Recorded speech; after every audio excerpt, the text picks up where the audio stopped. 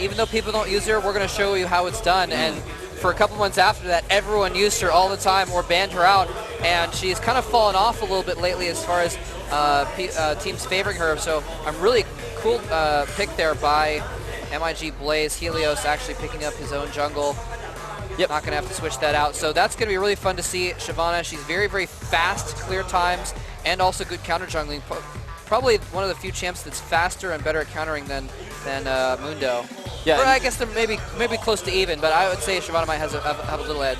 She is a rather tanky champion, but also able to jump to the back lines and do a lot of DPS to the AD champions of your opponent. But like you were saying, we don't see her a lot recently because a lot of the teams here in Korea are favoring more just the straight tankiness of Mundo or Olaf in the jungle, just being able to stay alive throughout the entire fight and absorb a lot of the hits from the opponent. So we'll see how those two styles fight against each other in this game. Well, if you build Shyvana tanky, she can be very tanky as well. Her ultimate does give her extra defenses, so we're going to have to see how that goes. And she's just so good at, like you said, jumping to the back of the enemy team and isolating one of their carries. So at the top, it is going to be actually Kennen versus Jarvan. We saw Jarvan locked in there instead. Forgot to mention that we were too busy talking about. I was too busy talking about Shyvana, but.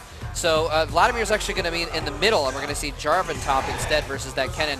Very smart move there because Kennen often doesn't do quite as well against those bruisers sometimes, although he does have that range, so it really could go either way. It's going to come down to the skill of those two players. Yeah, not only that, but with Paragon on Urgot, he's going to be doing a lot of tanky abilities when he gets to later in the game, building that Frozen Heart and the Brutalizer. While a Lilac on Jarvan can build a lot more AD like we saw in some of the earlier games in this tournament, and he can make up for the damage that Urgot's not actually dealing out. You know what I just realized? Mundo, no mana. Vladimir, no mana. Guess who's going to get blue buff? Urgot's going to get blue buff in the bottom lane every time after the first one. Even the first one you might get, and then that would allow Ashar to help the mid lane a little bit more, or go for a counter jungle against Shyvana at her own red. Actually, yeah, that's true. Urgot can get that blue buff and immediately head down to bottom lane, and so we might see a roaming Taric roaming around with the jungler to do counter jungling, that kind of thing, for the first amount of time. Anyway, we're going to get into game number 4 here very, very soon. We just saw our ADs. There's your supports, Soraka and Taric, both very good at sustainability. They both have heals and some utility as well, with a silence on Soraka and a stun on Taric. Ladies and gentlemen, Team OP has to win this game to stay alive in this series to get a shot at the finals. Blaze wants to lock down their chance at the finals right now if they win it. We're going to get into game number 4 right now.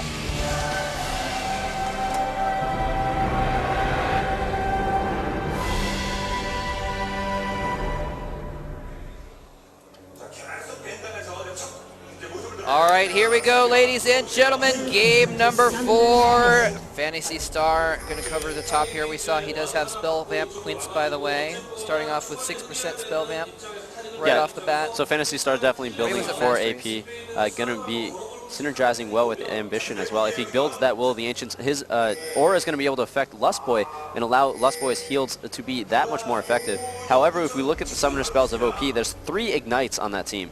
A little bit redundant, but when you factor in Lustboy's Wish, they're going to be able to shut down a lot of the potential heal that's going to be coming out of Soraka. Oh, they're going in for an evade here. Leading the way is Ashert with that stun. And they're going to go ahead and move around here. Sivir is getting out of dodge. Yeah, Captain Jack staying in a position where he can see when they come, but also dodge away and run home very quickly. Even at level 1, you really can't stay at your turret against 5 champions of the enemy team, especially when you're a squishy AD champion that's focused on dealing damage, not so much on taking it. And this is interesting. We see what you were talking about, I think last week, where a lot of teams these days, when they're doing an invasion, they will ward their own jungle to see if the other team counter invades, and so they in fact have full vision of Team Blaze taking their wraiths right now and possibly their red buff. Well, actually not full vision of the raids, but they're going to see if they take the red buff. So both teams are just going to trade red buffs is what it looks like. And Sivir and Soraka are like, we don't care if the whole team is just a few feet away. We're just going to go ahead and take the golems anyway. You know, it'll be interesting to see what Team OP does with their blue buff, whether they give it to Urgot like you were talking about, or if or if Nolja is actually going to grab it early on just to get that extra experience and cooldown reduction. Oh, wow. Early attack here. Paragon and Lustboy both very low on health. The Ignite goes down. Oh, the flash! Oh, the Summoner heal saves Paragon for the moment. Another Boomerang Blade misses. Misses. The auto attacks, though. Is it going to be enough? Captain Jack as well. Oh, a Cycle kill. Oh, my God. The kill's going to Sivir, though, and Tarek, so that's going to be a little bit more in favor of Sivir. Oh, no. Nolja wants the kill on Lustboy, though. He just sits there and takes it. Yeah, it was good for Sivir to actually get that first blood, but the thing is that first blood is not very good when you actually lose your support as well. So right from the beginning, Team OP is going to have a little bit of an advantage. We saw that happen because while MiG was grabbing Heal and Exhaust for their Summoner spells in the bottom lane, we saw OP grabbing Ignite and Heal. So the Ignite's going to be a lot more aggressive, and since Paragon's going to be doing a lot of damage with his abilities, Exhaust doesn't have quite as much effect on that as it would on an AD that's dealing only attack damage. Yeah, a little bit unfortuitous there for that Soraka Lustboy to be in that position. Thought he was okay, didn't expect Mundo to come out of his own jungle right at that moment. Yeah, unfortunately, Urgot did get sent home without any actual minion kill, so Wisely did get an assist. He was only able to buy some cloth armor. Meanwhile, Sivir was able to pick up Dorn's Blade. So Sivir's actually going to be slightly ahead here in the laning phase, but Tarek level 3 against Soraka's level 2 is going to really help from the support department. Helios is waiting for one of them to check that bush, maybe waiting for Asher to go and do a ward, and then is going to jump on him when he goes to ward, but realizes they're pushed up too far. Nothing's going to happen here. Decides to recall. Yeah, we had a ping coming down from a Lilac in his own bushes.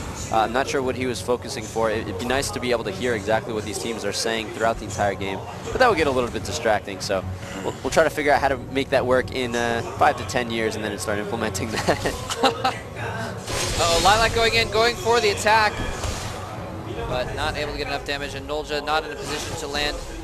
Minion grabbing that briefcase, trying to go to the office because he does not like being on the front lines.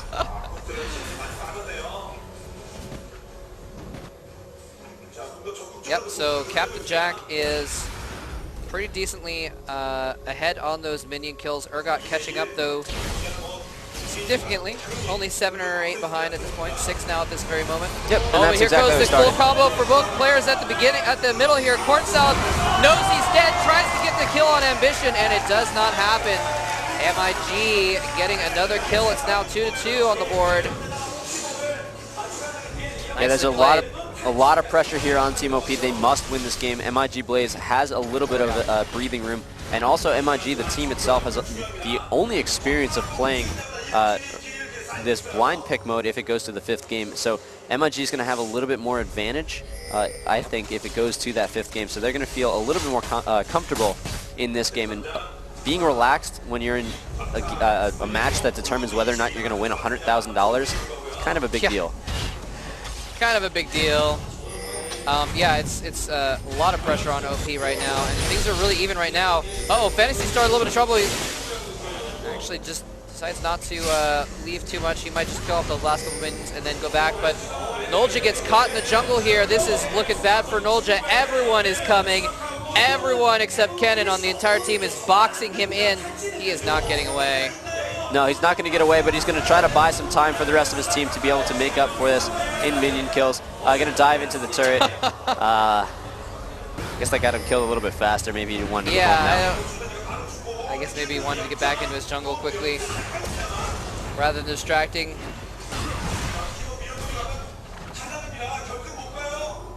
And, I mean, I don't think, well, yeah, Vladimir has just hit level 6. But previous to that, we didn't have any ultimates available, which kind of changes the dynamic of a few of the things that we've seen in the last couple minutes. Otherwise, we might have seen Vladimir get a kill. We might have seen Mundo get away if he had his ultimate. Yeah, that's really true. And now that Fantasy Star's hit 6, he's going to try to keep a Lilac away from the minions, prevent him from leveling up anytime soon. But we're starting to see level 6s across the board. Makes things even more exciting. Yep. Lilac's going to have Cataclysm. He's going to want to jump on Kennen, although sometimes you don't necessarily want to be on top of Kennen. Yeah, he definitely doesn't want to do it anytime soon. He hasn't gone back to buy yet, so he's only got those boots of speed. Oh, but here comes Mundo. He dodges into the bush, but he still has vision. There's the exhaust. No, he's just gonna die. Team OP gets another kill. Mundo back into the jungle. That was really unfortunate for Phantasy Star. That was another case of having too much vision is almost a bad thing. He did have a ward in the enemy tri-bush, so he would know if Mundo came from that direction. But Mundo intelligently came from the river instead, so was able to stay hidden for just a couple of extra seconds, and that was exactly what Team OP needed to convert that into a kill. Yeah, and Kennen was pushed up pretty far as well, so he just didn't have the room to get away.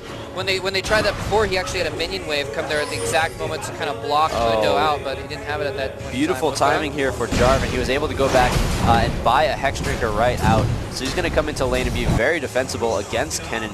Meanwhile, Kennen being killed there was not able to get his Hextech Revolver. He was probably being a little bit greedy, just wanted to get a little bit of extra gold before going back so he could finish off that item, but that greediness got him in a situation that got him killed there. Yep. He does still have that spell vamp though, so he's going to be able to sustain pretty well. Captain Jack here, probably hoping that Urgot attacks him so that he can get some mana back with the spell shield, but not going to happen. It looks like OP is going to set up for a dragon here. Oh, and I like they have this. everyone here, and not everyone from MiG. Ashart, or the entire team of Team OP didn't actually show themselves except for Ashart. He dropped down that vision ward, was able to take out the ward from MiG Blaze, and then he went back to lane to make it look like he was just clearing. The rest of Team OP, meanwhile, started Dragon so they could finish it off before MiG Blaze realized what was going on. And Ultra's going to go ahead and pass off the blue buff. And it is going to be given to Urgot, in fact, just like we were talking about before. Yeah, and that's going to help him in the lane against Sivir. Not really needing to focus on Sivir herself. He can focus more on Soraka because taking down either champion is going to give them the advantage. Helios sitting in the bush, but he's got a little ward friend there. How did he see that? Did Soraka put a vision board in the bush? I believe so. Okay. Yeah. Yeah, and it's going to be more sustainability for Urgot as well, because he can throw up his shield when a boomerang blank's heading at him or something along those lines. Yep. And because Mundo was able to get those first 2 kills, he does actually have an Oracle's Elixir now, so he's going to be able to go and clear a lot of the vision of MiG Blaze. So even after getting that dragon, they're still going to be even more ahead for the global objectives. Corn Salad doing fairly well in the mid lane. Going to probably go back and get a Will of the Ancients, I would imagine. Nope, just picks up some boots. Level 2 boots, more mobility. Pretty good, because sometimes when Ryze is bearing down on you, you want to make sure you get away from him. He can't rune prison you. Yeah, we see Captain Jack once again staying on these level 1 boots for the AD carry. He did get that BF sword a little bit faster, so he's, if you notice, the last Boomerang Blade did a huge chunk of damage against Urgot, even though Urgot does have that cloth armor. So nice job by Captain Jack to choose to wait to buy some of the items that he might not need for his playstyle. Ooh, not able to spell shield that. Takes a few Acid Hunters to the face. Oh no, Kennen is almost dead. He's trying to Lightning Rush. Nice juke to get away. It looks like he is probably going to die up there. In the meantime, Asher going down. How is Phantasy Star still alive? There he goes. And the kill does go to Jarvan. Paragon's almost dead as well here. He's facing 3 champs at once here, just trying to pump out as much damage as he can. Looks like Helios did use Dragon's Descent to stay alive in that, soak up some damage. So both teams trading kills in different lanes. Oh no, position reversal goes down on Captain Jack. Oh,